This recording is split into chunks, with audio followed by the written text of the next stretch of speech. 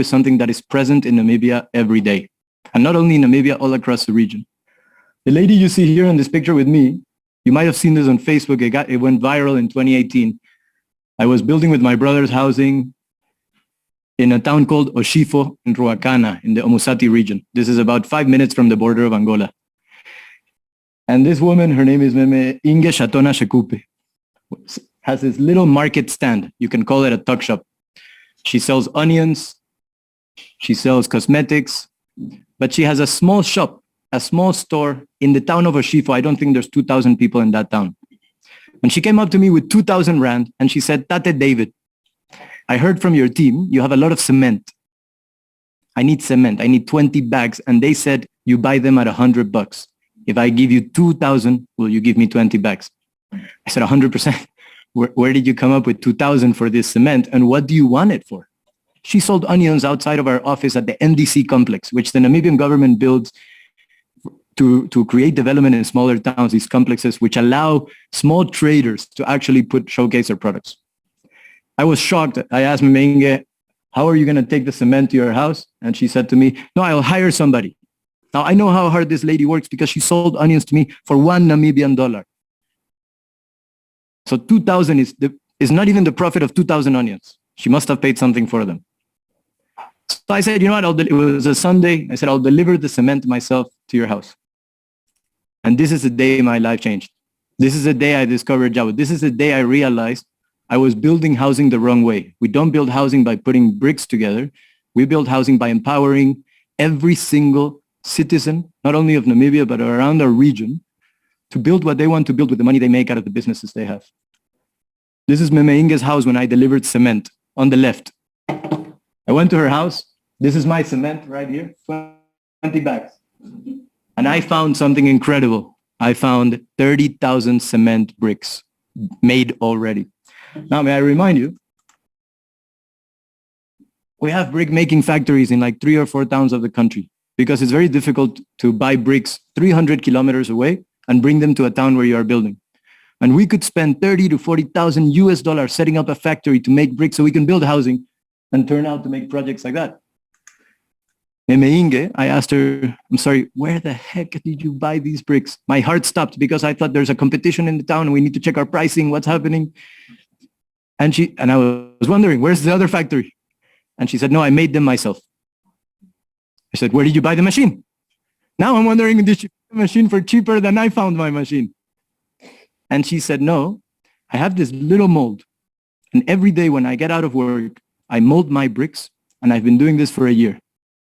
30,000 bricks.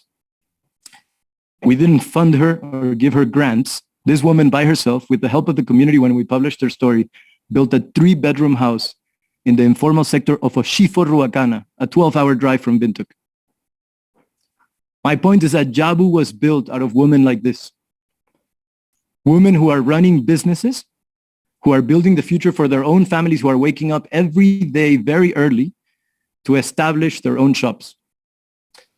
And I want to tell you what Jabu is. And right after, I want to introduce Ndiitah to actually come up and talk a little bit about also Namibia's perspective of the informal sector, the informal economy, and where we can take it. And then I want to drive the presentation with me and my colleague to tell you more in detail what we're building and make a really exciting announcement today about the future for Jabu and the future for Namibia as it stands on technology. And just to leave it there, before you walk away thinking we don't know what Jabu does, we're a B2B e-commerce platform. We help small traders anywhere in the informal economy and now starting in the formal economy to use an app to order the products they need, to have them delivered real time for free, and to pay us, which is one of the most difficult challenges to be solving. And I believe we're solving the toughest challenge, but the most exciting one in the next 100 years, which is how do we enable the informal retailer to be sustainable and successful in today's economy. So with that, and before we continue sharing more about Jabu, I want to invite Ndiitah, who will share some thoughts.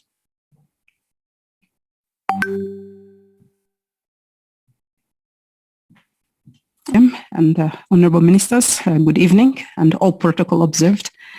Yes, so mine is not going to be so long because I don't want to hold you back from hearing more about Jabu, but I just wanted to give you maybe a little bit of a perspective. So right now, my current assignment is the acting executive director at the Ministry of Public Enterprises. And then my substantive role is the deputy executive director of Trade and Commerce at the Ministry of Industrialization and Trade. And there we, of course, work in developing the policy framework to enhance business opportunities, investment policies, commerce, and international trade. So the whole array of policy framework to enable the economy to grow as per the mandate of the Ministry of Industrialization and Trade. So one of the things we are doing is to work on an informal economy policy. We don't have that one yet. Of course, I think it's very, very clear in our country that due to the inequalities, they cut across the entire spectrum of the economy, the inequalities in Namibia. And then, of course, we know that the face, when somebody asked me, they said, what do we work for? Of course, we work to try to uplift the livelihoods of all Namibians, particularly those that are really, really disadvantaged, the ones that are living in abject poverty. And then if you ask yourself a question, what does the face of poverty look like in Namibia? Can anybody give it a go? What does the face of, who is the face of poverty in Namibia? The ones that all of us are sitting here to try to address their problems. It's generally rural, usually. It's generally a rural person. It's generally a youth, and it's generally a woman. So that's what the face of poverty looks like. And every day when we come to do what we do, we try to say, how do the interventions that we are working towards make it possible for us to uplift that face of poverty? And the good news is that this informal economy policy really targets precisely that. There was a survey done in 2018 of the labor survey that was done, I think, by the Ministry of Labor and I think with the ILO. And it showed at that time that I think 57.7% of our economy, the employed people, are in the informal sector. And of this, a large majority, of course, is women and likely to be youth and young women. But of course, let's not forget that the men, the youth males are also in that category. So the informal policy that we are working on really tries to address several aspects. Firstly, how do we create institutions that will assist to uplift and enhance the capabilities of our informal economy? And then if we bring it back to why we are here at Davos to showcase our green hydrogen, I believe that if we leave the informal economy behind, looking at this very complex industry that we are now developing in Namibia, that we're embarking on, if we leave them behind, it's going to further increase this gap, this inequality that we have. And that is why we want to enhance and accelerate the development of our informal policy sector, informal economy sector policy. I just want to mention some of the objectives that we intend to achieve. It is to serve as a national policy and a regulatory framework which strives to encourage new ventures while simultaneously promoting growth opportunities for existing traders. To promote formalization, mainly through associations and cooperatives. I think talking to the ones from Namibia, and I think all of us during the lockdowns, we realized how it was very difficult that we had to prioritize sectors that were essential, and there were those that were not essential. And we realized very, very quickly how important the informal sector was, because at that time when informal markets were closed down, because remember, we didn't know what was going on and how this thing was spread, we closed down the informal markets. And within 2 weeks, we realized that we were not going to be able to cope and we had to open them up. And then one of the issues that we looked at is how are these industries organized? And those that had associations were very quick to lobbying with the state, and they were able to reopen. Tourism was one of those. Our infamous Shabin was one of those, etc. But one of the things that we want to do is find a way in which we can create associations and groupings so that they are better organized and they can better represent their interests as well. And then to establish a defined informal economy and its activities, to develop a defined assimilated and holistic approach for all institutional support. I think this is really, really crucial, that institutional support. How do we give support to this informal sector, which is so large and very, very impactful? To serve as a basis for the bylaw that could regulate informal economy in Namibia, because eventually that's what we want to do. As much as it is informal, we still need to have it regulated. And then develop a strategy on resource allocation decision. DJ and I were just having a conversation before this to say, in some cases where there is no business case, the sovereign wealth fund that was now established, the Welwitschia one in Namibia, and we're hoping that the green hydrogen proceeds, the oil proceeds, once it's fully operated, that fund could assist us to further stimulate and assist this set of programs. And then to facilitate access to entrepreneurship capacity development programs in the country, to ensure the collection, analysis, dissemination of reliable informal economy statistics. And I think Jabu is one of those, startups or innovations that will really help us to capture that information so that we have more clear sort of data that we can use to inform the policy. And then, of course, create a concrete foundation for monitoring and evaluation systems, because without which you're not going to be able to respond and be agile. And then maybe if I can just, I think we all know what the informal sector looks like, but in our country, it's the street and village vendors. We have those all over the place. Truck roadside vendors. One of my aunties is one of those. She serves at the bus stop. That's where she sells, just like May Inge, she sells tomatoes and onions to ensure that she makes ends meet. We have then the mobile traders such as pickup, mobile vans, food carts, newspaper vendors. These are all informal traders that we have. Open market traders, they are more formalized ones. And parking bay traders, we have these in our country. And then, of course, you have those special event traders, in Swakop when there's an event, or during Christmas, if there's an event, you usually find those ones there. So basically, this is the policy in a nutshell, really just trying to give to you a broad outline of what we intend to do with it. You're probably going to ask me, what are the timelines looking like? We hope that by the end of this financial year, we should be able to have it presented, I think, at Cabinet, as well as then the remainder of the process. And hopefully by next year, we can start working on the law for the informal trade. Of course, maybe I just wanted to mention a few things to say that we have a few initiatives. For example, the Namibia Trade Forum, which is an agency of the Ministry of Industrialization and Trade, had a project called the Retail Sector Charter. Of course, we know about Namibia's inequalities, and as I'd mentioned, they cut across the whole economy. And one of the things that a peculiarity for Namibia is that when you go to an average retail outlet in Namibia, this is for those that don't live in Namibia, the average product on the shelf is not Namibian. It's imported from everywhere else. So government came up with a strategy to say, this is unsustainable. We need to create a demand, and we need to ensure that we increase the shelf number of Namibian products on the retail shelves in our country. And we soon realized that there were so many barriers, structural barriers to entry. And of course, it also affects the average SME or those small enterprises that are developing. And one of the good developments that had come out of this challenge was the development of the Barcode Center, the Namibia Barcode Center, which is accredited to GS1. So it's actually the GS1 center.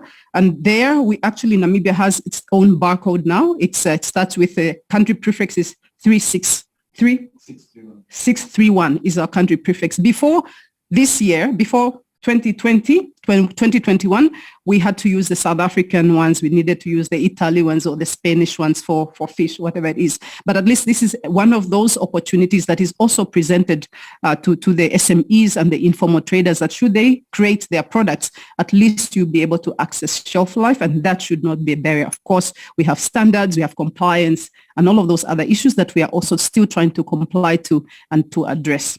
On that note, please let me end here and hand over back to David. Thank you.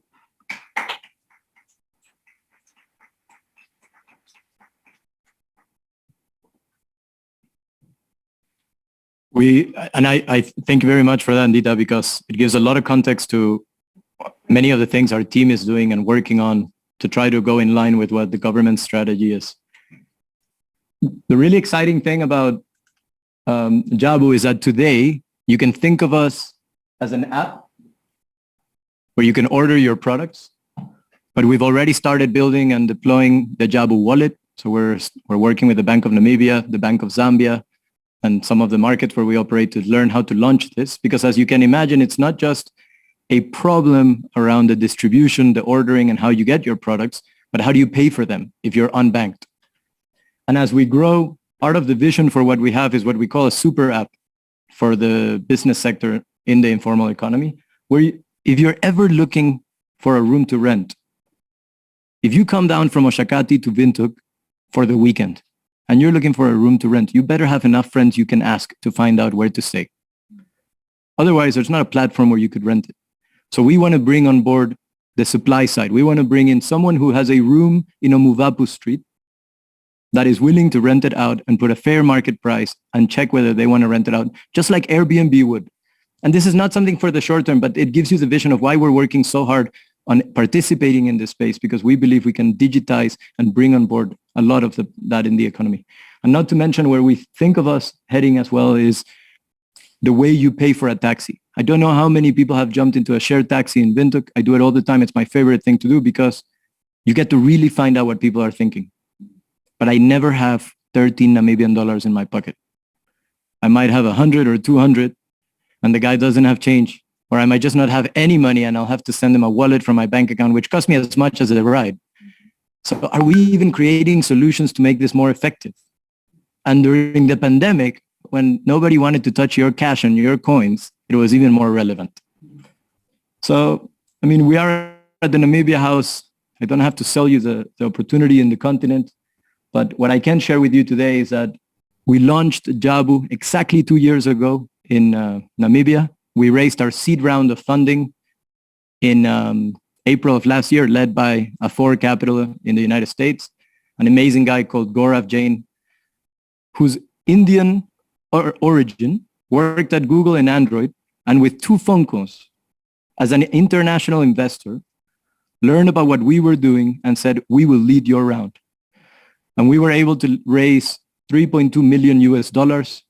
Y Combinator, which is an accelerator in Silicon Valley, participated, FJ Labs, Klee Capital, and many other venture capital firms that believed in a Namibian startup. When I can tell you, when you live in a country of 2.5 million people and others are trying to invest in Nigeria or Kenya or South Africa, selling the story of a country with a smaller population, sometimes it's difficult. But I think our journey and the commitment of, as I mentioned at the beginning, over 180 people working out of our Namibia operations has shown that we can build a product that not only sustains itself in Namibia. Today, we deliver to over 7,000 home shops and talk shops and restaurants and mini markets in Namibia alone, half of that in Windhoek. But that we can expand that technology and take it to other markets where we are, in Zambia, Botswana, who's represented here today, Eswatini, and South Africa, where we just launched our operations. This was last year. This is how much our sales grew. By February of this year, we had doubled December. In Windhoek alone, we were trading over 15 million rand in just distribution. The average basket size is 1,500. The average delivery. We make tens of thousands of deliveries per month in Windhoek alone. And it takes a village, as they say. It takes many villages. And one of the biggest things in our company is, yes, we are a global company today. We have software engineers in Egypt. Antonio, who's in the back, is our head of engineering. He's in Spain. We have Namibian engineers in Namibia. But the vast majority of our team are people who grew up with this context. I mean, Ndiitah, you shared that your aunt is a trader. Our city manager in Windhoek, his mom, his name is Luimar. He was going to be here today. Visa issues, he would have been given this talk. His mom ran a talk shop. The vast majority of our team members have a mom, a cousin, a sister, a brother who runs a tuck shop. And I'm not kidding when I say I've had a minister approach me and says his friend has a tuck shop, his brother has a tuck shop, can he give him more information? We all are exposed to this. This is our team. We are faces of all types, of all backgrounds, of all socioeconomic backgrounds, of all educational backgrounds. And I can tell you the people who are growing the most today in our company are those who give an effort, not who come with the highest degree. And this is the face of Meme Johanna. This is a woman in Windhoek, in Omuvapu Street, who moved to Windhoek as part of urban migration, someone looking for a better opportunity. In the middle of Omuvapu Street, which is a mess, if you ask me. It's a lovely mess. I love it. If anyone ever says, I want to meet your customers, I take them there, because you can find 40 tuck shops in like 100 meters. And they're all selling the same thing. And how do you distinguish yourself? No, it's the relationships you build with your customers, or whether you have availability to product. When we met Meme Joanna, she had 3 bags of maize meal, 1 bag of sugar, a few potatoes, and a few onions. And when I asked her, how come your shop is so empty? This is at the very beginning of our trade. She said, well, the reality is I'm waiting to have enough money to go buy my products again. And that's the problem we're solving. The average owner of a small retail shop has to take a taxi.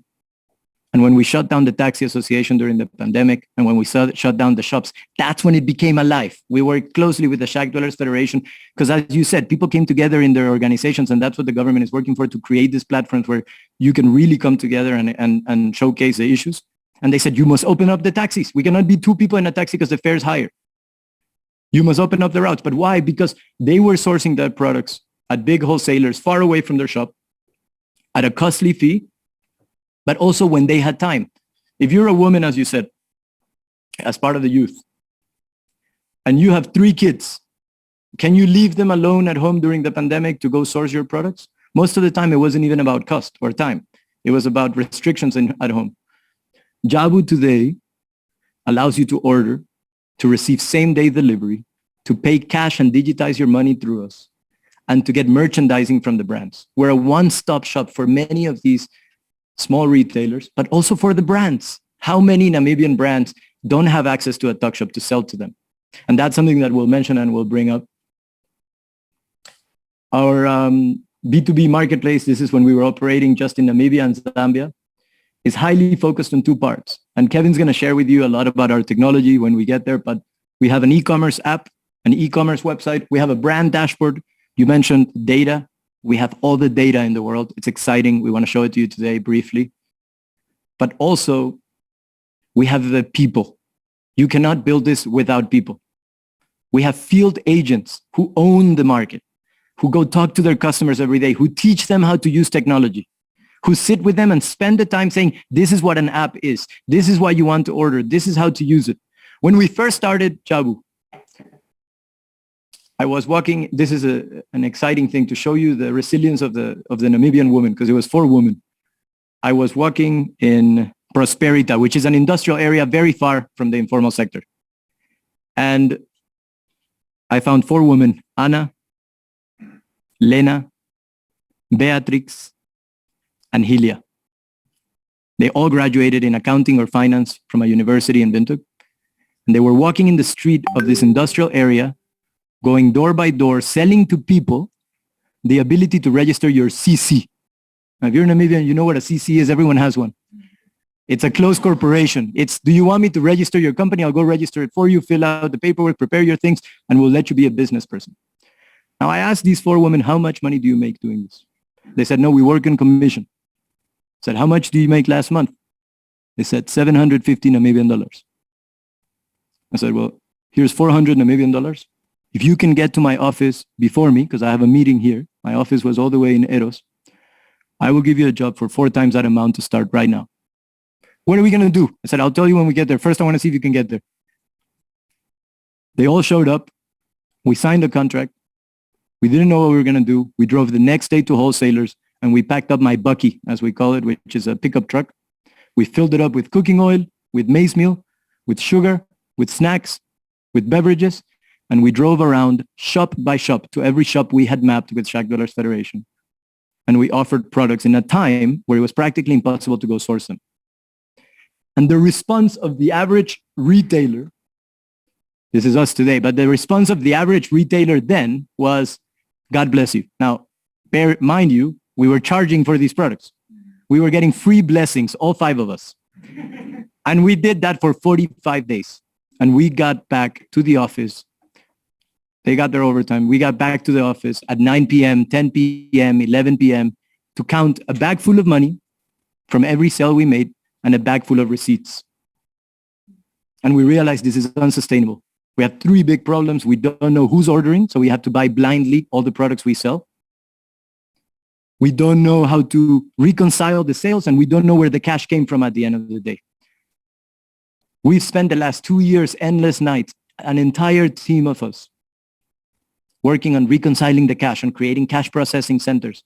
On a good day, we process over $1 million in our Namibian dollars in our cash processing centers in cash and coins, all coming from 1,000, 500 transactions. This is our fleet of trucks. We operate over 30 trucks in Namibia today, but most importantly, we're enabling our Jabu drivers network. Our fleet team will tell you, the last time I checked, we had 89 truck drivers in Windhoek who operate their own private trucks, who plug into our app, who plug into our network, and are able to distribute for us on demand into the routes. And one of the things we're working on very closely right now with some institutions in Windhoek is about launching our Jabu drivers program through the Jabu Academy, where you have to learn not only how to drive, but how to manage your finances as an entrepreneur. And part of our vision as in Jabu Finance, which is a subsidiary we just registered in Namibia, is to start financing vehicles to people who want to be their own logistics SMEs. These are pictures from our Zambia operations. Eugene, who's our chief operating officer, launched Zambia. You can see him here with the equivalent of an organization there called the Poor People's Organization. It's a horrible name. Horrible name. Now, what I can tell you is that they are amazing people.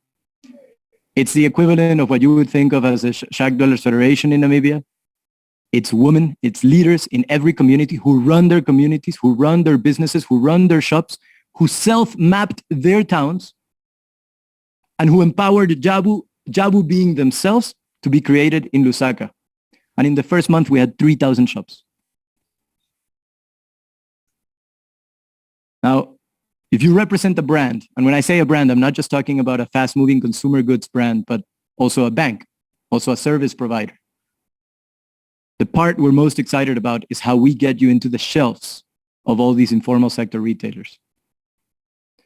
Today, brands have two options, and I'm sure Kevin will touch on more of them, but you can use our technology to empower your sales team and monitor them, but you get access on a dashboard live to every single thing that is happening, geo-mapped, with maps, with data, with average basket sizes, with frequency, and you get to see exactly what is happening with your brands, your products, all across our market.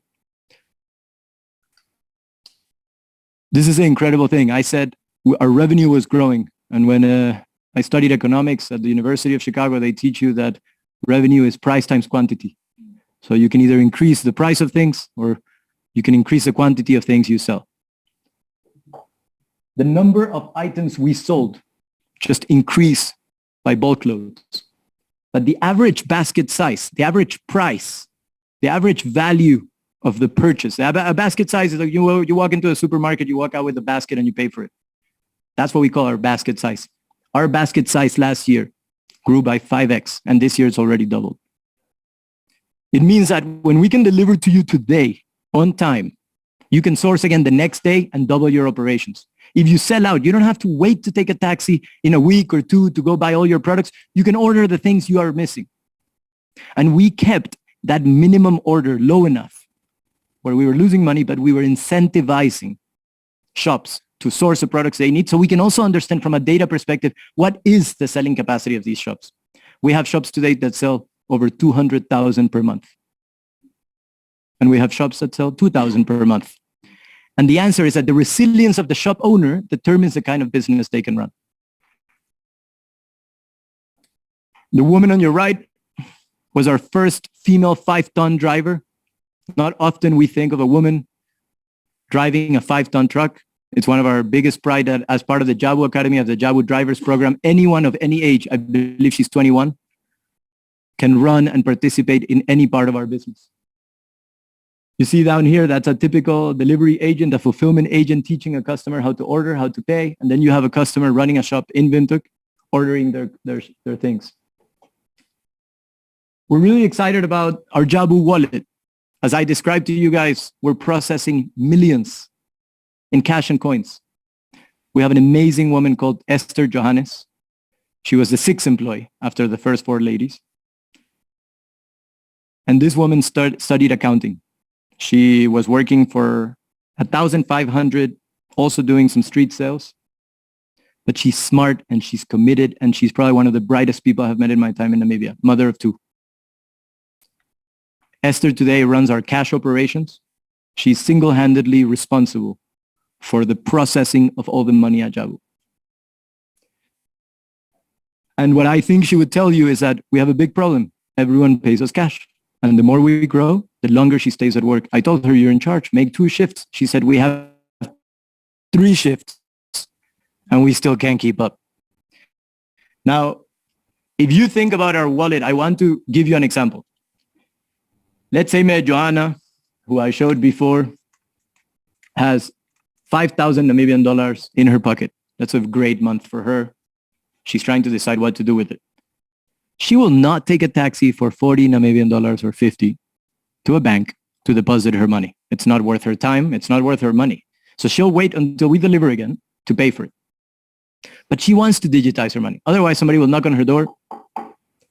We've got a funeral and I know you've got like 5,000. And I was wondering, maybe, perhaps, potentially, can we take 500? It's the truth. We're all laughing. I see everyone laughing. It's the truth because it happens where I grew up. It happens in Namibia. It happens all around the world. If you're the one with the money, the door will be knocked on. Now, we want to incentivize her to let her customers come withdraw and deposit money at her shop. So if Petrus comes to her early in the morning on his way to work and he says, I need a 200 meme, I want to withdraw 200 from my bank account, and he can choose any bank. I will not name one because I'm not being paid to name a bank. When he withdraws 200 from Meme, she will take that out of her pocket. But on the app, she will record that he's giving 200. Now the 200 will go from his bank account to a Jabu centralized system and let it sit on her wallet. But she has to give in exchange the money that left his bank account to go to her digitally, physically. And that's an exchange of digital to physical float. That's how you get rid of your physical money. You let people in the community to come withdraw from you by transferring from their bank account. You're doing a trade. It's like somebody saying, can I e-wallet you and you give me cash? But can I wallet you directly and you give me cash and you're able to reconcile it? And that, whether we want it or not, is the future of money in Africa. It's the future already in Nigeria. It's the future in Zambia. Telcos are moving most of the money through wallets, and we want to participate in that.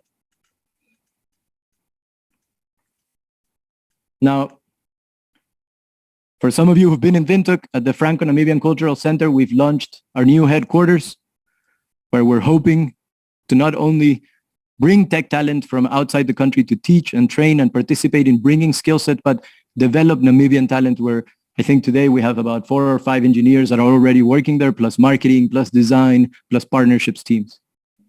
On the left is a picture from our Zambia team. This is where we launched our Jabu Growth Conference, and I can tell you, allowing partners, employees, colleagues from other countries where we operate to come to Namibia for a month to feel what we are building in Namibia is going to be part of the future of creating a Namibian company that operates in the region. In November, we won the Africa Startup of the Year at Africa Arena in Cape Town. And I said it there and I will repeat it today. We didn't win it. It's ladies like the one you see on this picture who are every day working to make us a better company. Because I promise you, no one has higher expectations than the small merchant. You're late, you don't have change. I ordered this and you brought me that. The quality of this product is not up to standard. And they are the ones that are keeping us to our toes. It's not our investors, it's nobody else. And what is amazing is that there are millions of customers buying from these small retailers, and this is the face of them in 5 countries. And maybe you can tell the difference ethnically, socially, but you cannot tell the difference between the problems they're all facing. And we're building a problem, we're solving a problem that is highly scalable, not only in the 5 countries where we operate, but across the region. Eswatini, Botswana, Namibia, South Africa, and Zambia, all markets where we have teams today operating. This is, I was last week in our Zambia operations, just to give you some context. Many of you may have seen our Namibia operations, but this is our Zambia team. We got this warehouse empty. Impossible to find trucks in the country, I'm telling you. If somebody watching this sells trucks in Zambia, please call our team. But on the bottom right, you've got people working in tech, you've got operations and wallet, and you've got fleet and you've got teams of all sorts. And I can tell you that one of the most beautiful things we're building is a shared mission across the region. And I want to, before I announce a little bit, before I announce something really exciting that's come to our company now, I want to give you the vision for where we're going with this picture. Today, picture this. If we bring in $1 million Namibian worth of sugar into what we call today the informal economy, we take $1 million Namibian out. And then the next day we do it again and we take it out. That is the size of the economy we see. But I invite you to see the size of the economy that the Jabu team sees.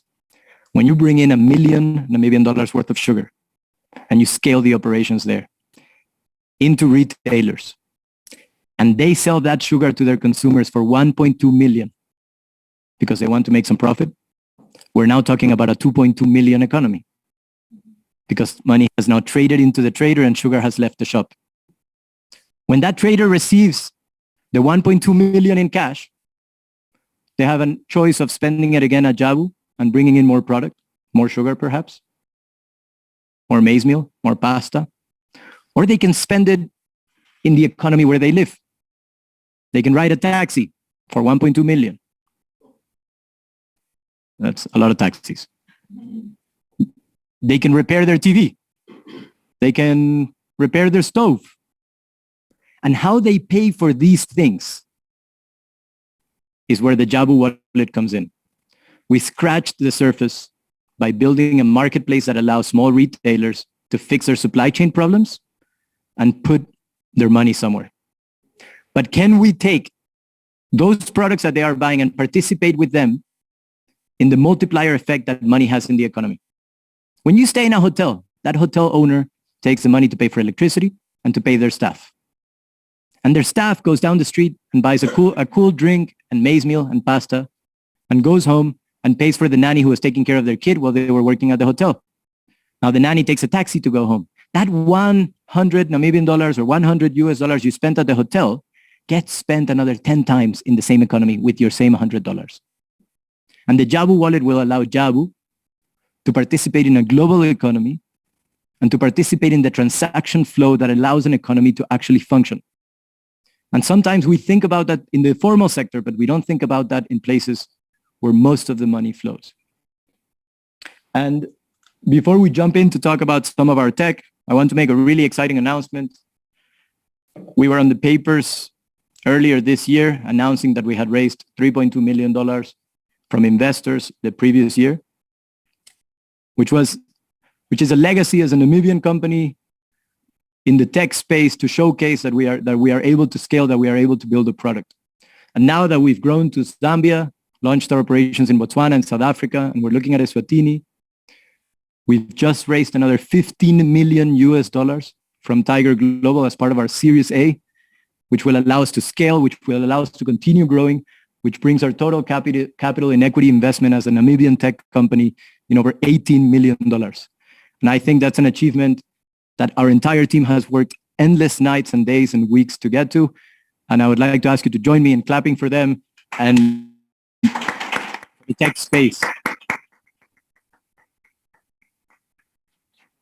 Actually, this very minute, our press release went out, and I'm pretty sure there's a TechCrunch article that just pinged on my phone. I want to tell you a little bit about our technology, because I've told you about the problem, how we're solving it, and what it is, but I want to show it to you. I talked about our internal dashboards where we measure everything. We know how many kilometers are traveled, the profitability, how things move, what we need to stop and what we need to grow. But we also give access to anyone who partners with us to be able to see this. We have two really exciting apps. You can download them from the App Store in the markets where we operate. One is the Jabu app, which is an e-commerce that allows you to not just order products, but even read the Jabu Zone, which is a newspaper we've launched in the sector. Every talk shop gets 5 to 10 copies depending on their transaction flow. This is an amazing accomplishment in the past couple of months. It's a community newspaper from real people, real stories that is written by Carmen and Yolanda and Richmond and Nita and Petalina, our marketing team locally on the ground that is thinking every day about how to bring in these stories. So you can read that on the app. Then we have our Jabu Ops app, If you are Bokomo or Namibia Breweries or Coca-Cola, if you're Pioneer Foods or Pepsi, if you are any of the brands that is thinking about how do you go into this space, you don't know where your salespeople are going, how they're moving, you can trust us with this mission, or you can use our Jabu Ops app to also merchandise, to go see what is happening in the shops and to place orders in our e-commerce so that we can then go distribute. Fourth, we've got our Jabu wallet, which is something that we're very excited about, and I explained how we think of it for the future. But lastly, and I cannot stress this enough, and that's the picture of Helia, by the way, one of our first 4 employees, we cannot do this without people. We have an amazing customer success team. You don't want to enter that room. There's over 20 people on the phone listening to challenges, complaints, sub stories. Somebody called the other day saying his girlfriend broke up with him and he doesn't know what. I said, but is he going to order? Our customer success team is there for our customers to actually find support. We cannot think that technology will solve problems on its own. And I say this even for the green hydrogen initiative. It will require people, good people, people who care, people who are there every day to think about how we build this. And at Jabu, that's the center of our operations. People deliver the products. People accept your phone call or call you when we messed up an order. People drive trucks. And people build the technology that you use and fix it when it sucks. So I think people, and the Namibian people at its core, is our biggest key to success. The last thing which Ndiitah mentioned, and I think is really exciting, in our website, we've now launched something called Become a Jabu Partner. Stacy, who runs the NTF and who's also the acting at GS1, has an amazing initiative around buy local. How do we empower more small manufacturers to actually sell their products? Well, you'll see in our dashboard when Kevin shows it to you, the thousands of places where we deliver, where we distribute.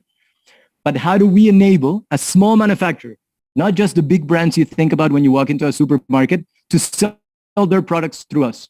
So today in Namibia, if you're a manufacturer of any size, you can put your products for free on our e-commerce. We will deliver them for free. We will charge a margin like you would when you sell to a wholesaler. And we will deliver your products in the 5 cities where we operate and soon 7. And that's one of the biggest things that we're doing as part of our Buy Local campaign and how we're hoping to partner is to say to any small manufacturer, if you're making bread, if you're making your own maize meal, if you're milling when it's rainy season and you're ready now to come out and sell your product, we will deliver it and distribute it to your clients. And I think that's part of what we are aiming to do. Lastly, we have our brand ambassadors program. Today, we have many Namibian brands, and now in Zambia, it's with something we've launched, hiring Namibians. Some brands say, you know what, I cannot hire someone for a month. Well, you know what, someone from our team will dress up with your brand and become your brand ambassador. So we have dozens of people today that represent third-party brands, that their salaries get funded for a month or 2 months from third-party companies that allows us to scale, that go out into tuck shops, home shops, even shebeens, and sell the story of the brand or the product that they represent. Maybe, Kevin, you'd like to join us and talk a little bit more about our technology and our apps. And then after that, we'll invite you for some refreshments.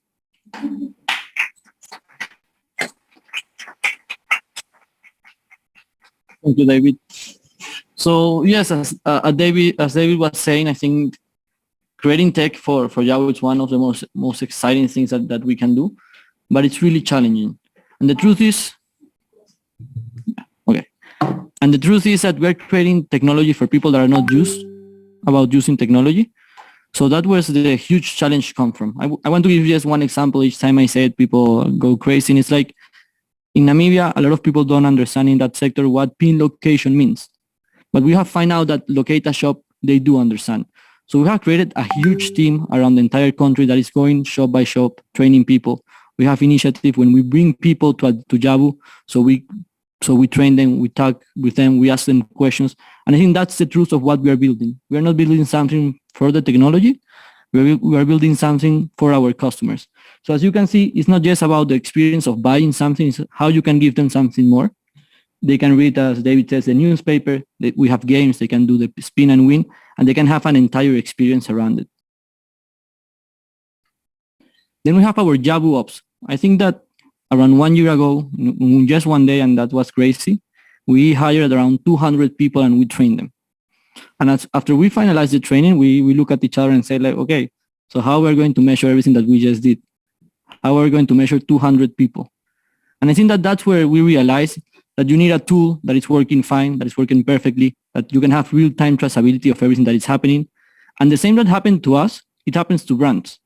We have brands that comes to us and say, I have sales rep, but they have to go to a shop. They have to sell something. They have to put it in a notepad. They have to take a transport. They have to go to another place and they have to place an order. And 2 or 3 days later, someone will deliver. So right now we have brands that are using our Jabu Ops app, and it's really, really simple. They place the order through our technology and their customers get delivered same day, free delivery. So I think that's really exciting. We have a huge team working on it and it's getting better each day. And I will say to end with, it's everything about data. We like to make decisions regarding data. I think it's the best way of deciding something. And I want to show live what is our Jabu dashboard. So Antonio that is on the back is our lead tech. He's going to be sharing a live stream on our Jabu dashboard, and I'm going to go through it. So as you can see on the top part, you can see all the main KPIs that we know that brands want. But the most exciting thing is not just this. It's that we have a huge team meeting with brands and understanding what they want to measure and how they want to measure it. So you can see gross sales, the number of items people have sold, buying customers. It means 4,684 different buying customers. We have delivered more than 330,000 items, and that's crazy. You can start understanding what your customers are ordering, how many deliveries you have made, how many new customers you have, but how is the recurrency and the frequency. And this is really important for every brand. You need to be able to retain the customer, but you need to be able to grow. You can also start understanding number of items delivered by day. You have a lot of amazing graphs. But I want to go, Antonio, please go down. And I want to stop here, number of orders and number of deliveries. This graph shows you when people are placing orders. And there is something really interesting on this. If you go, for example, on Saturday at 12, exactly, at midnight, to the left, Antonio, to the left, yeah. 204 orders. Someone on a Saturday night, they are ordering from us. There is no place in earth where you have 200 people taking phone calls at that time. But our technology is enabling people to place orders because they just close their shop and they see, oh my God, I need this for tomorrow morning. How can I do it? So they go into our app and they place the order. And it's happening all the way. And the same happened with deliveries. If we can go to the right, we can see the number of deliveries we're making. We have people working, I wouldn't say 24/7, but we're making orders, I will say 14/7. So as you can see, if you go at 10 at night, for example, Antonio, you can go at 10, no, at 22 during one day, one Saturday night, we did 37 deliveries. So it means that we have a huge team working all the time. And this is something that brands are seeing and they understand, and they don't have the capacity of doing it, but we do have it and we want to support them. We want to be part of their team. And there's just one more exciting thing that I want to show, and it's the map. So as you can see, all those blue dots are Jabu dots. It's places where we have customers. And if we zoom in, we can start to understand where our customers are. So as you can see, we have on the middle Windhoek Town. And you can see a lot of formal shops. There are food courts, there are restaurants, there are bars. But the most exciting thing is happening on the north. And if you can go there, and if you can put in satellite mode, please. Exactly. So please zoom. Each of these dots, it's a shop that is buying from Jabu right now. And as you can see, there are no roads, there are no names, there are no streets. We have to deliver to places that we don't even understand how we deliver, because literally there is no name of that street. There is no number, there is nothing. There is just go right, go left next to this shop at the end of the street. And it happened, and it's like that. And this is what Jabu is enabling brands to do. And this is how we are growing and how we want to empower the informal sector. Through technology and through a huge team of people that are really committed of doing this. So thank you very much for coming.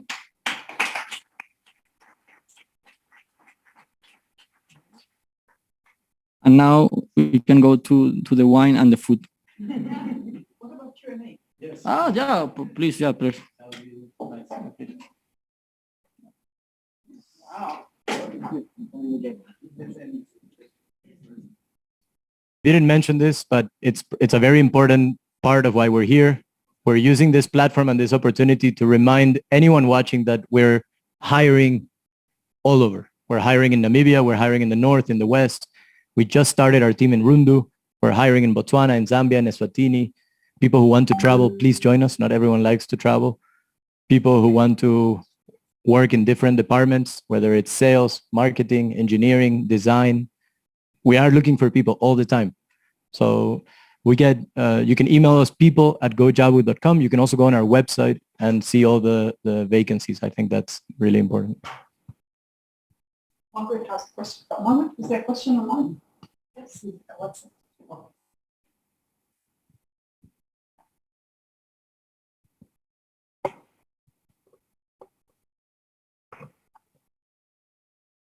The question is, how do retailers without smartphones use your services?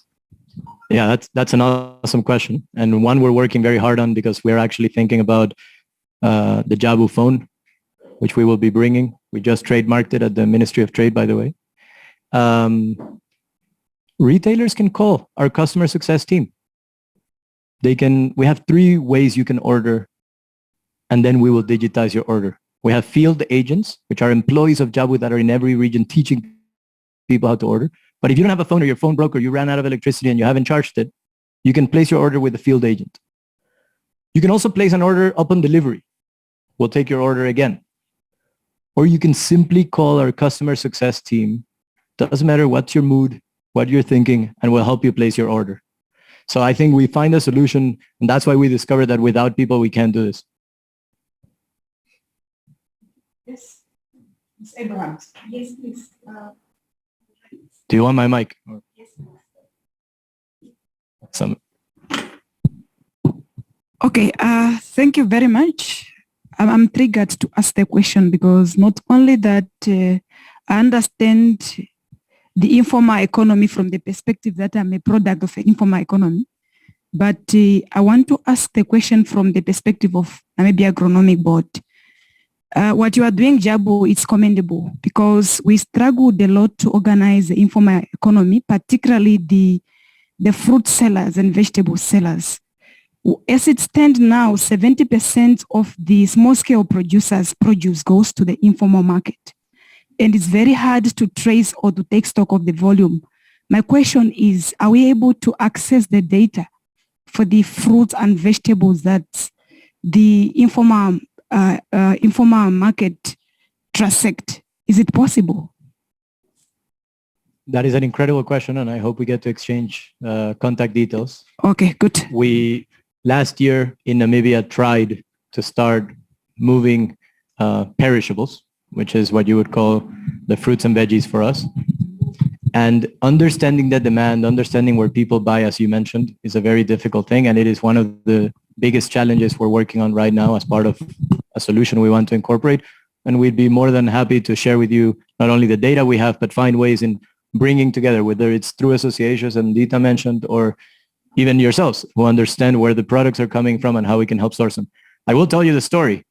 Mejoana makes most of her money from fruits and veggies. And fruits and veggies is, they have the most incredible pack sizes that they come up with: 1 banana, half a cabbage, half a potato, half an onion, and you can buy it for 10 or 20 Namibian dollars. But she wakes up at 4 in the morning, walks for 2 hours to a place where she can get it from the wholesaler that's driving through in one spot, and walks back and then starts selling. So I think it is definitely a problem we're hoping to solve, and we'd love to join forces.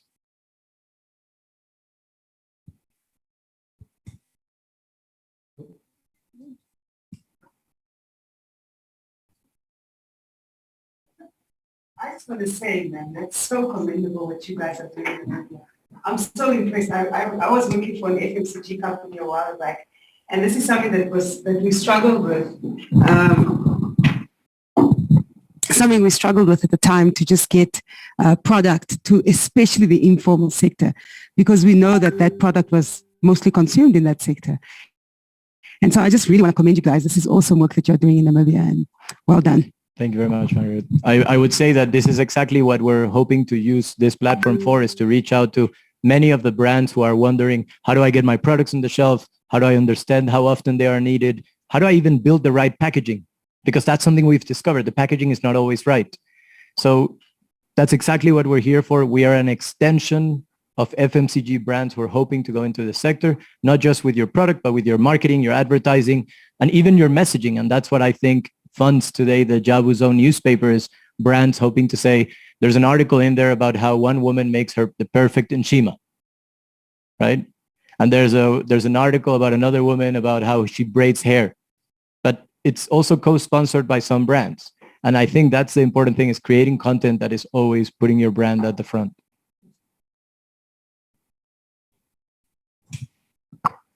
On the logistics part, how much do you guys rely on the technology to locate, especially first-time buyers? And how much is it reliant on the driver's knowledge? And do drivers run local routes? I mean, how much is human learning and how much is technology? That's an incredible question.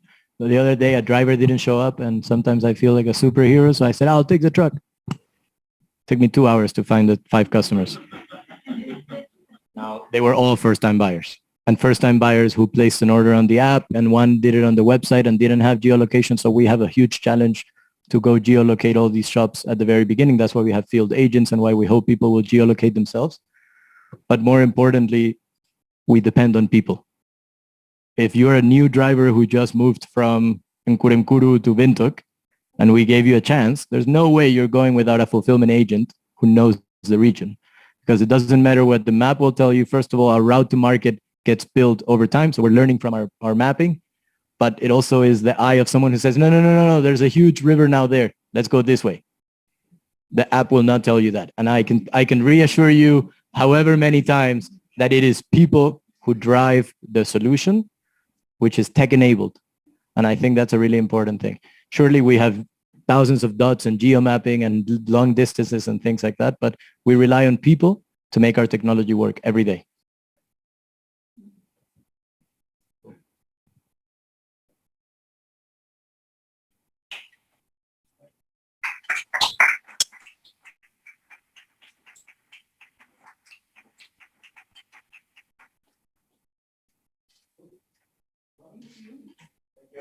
We'd like to have some refreshments. Pick up a copy of the Jabu Zone or my business.